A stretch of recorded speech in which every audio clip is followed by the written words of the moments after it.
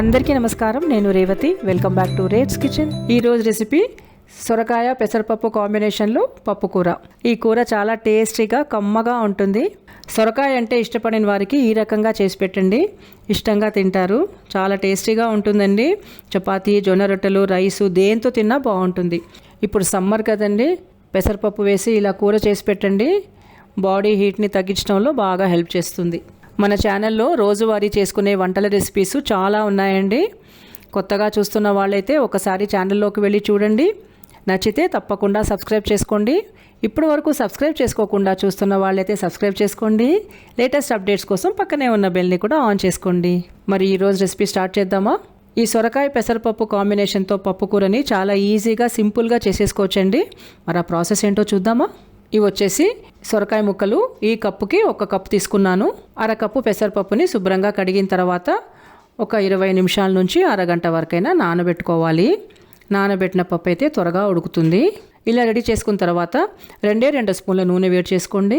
వేడెక్కిన నూనెలో 1 స్పూన్ మినప్పప్పు, 1 స్పూన్ జీలకర్ర, 1/2 స్పూన్ ఆవాలు వేసి ఇవి ఇలా చిట్లుతుంటే మీ టేస్ట్కి సరిపడా పచ్చిమిరపకాయలు కారం కలుపుకోండి.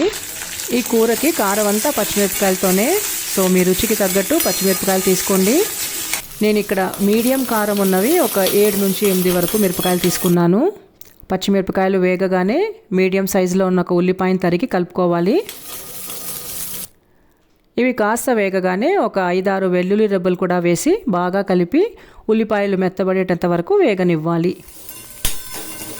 ఉల్లిపాయలు వేగగానే తరిగిన సొరకాయ ముక్కలు, కొద్దిగా పసుపు వేసి బాగా కలిపి 1 నుంచి 2 నిమిషాల వరకు వేయించినట్టు కలుపుతూ ఉండాలి.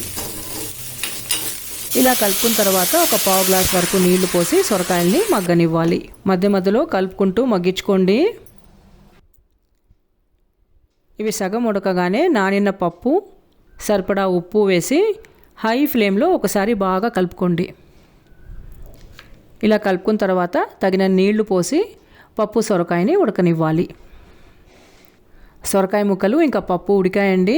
పప్పుని మెత్తగా ఉడికించొద్దండి, పూర్తిగా ఉడికి ఉండాలి, కానీ ఇలా పలుకులుగానే ఉండాలి.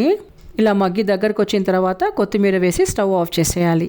ఎంతో రుచిగా ఉండే కమ్మటి సొరకాయ పెసరపప్పు పప్పు కూరని రైసు లేదా చపాతీతో సర్వ్ చేయండి. ఈ వీడియో మీకు నచ్చితే లైక్ చేసి తప్పకుండా మీకు తెలిసిన వాళ్ళందరితోనూ షేర్ చేయండి. మరో వీడియోతో కలుద్దాము. Thanks for watching and thank you for your time.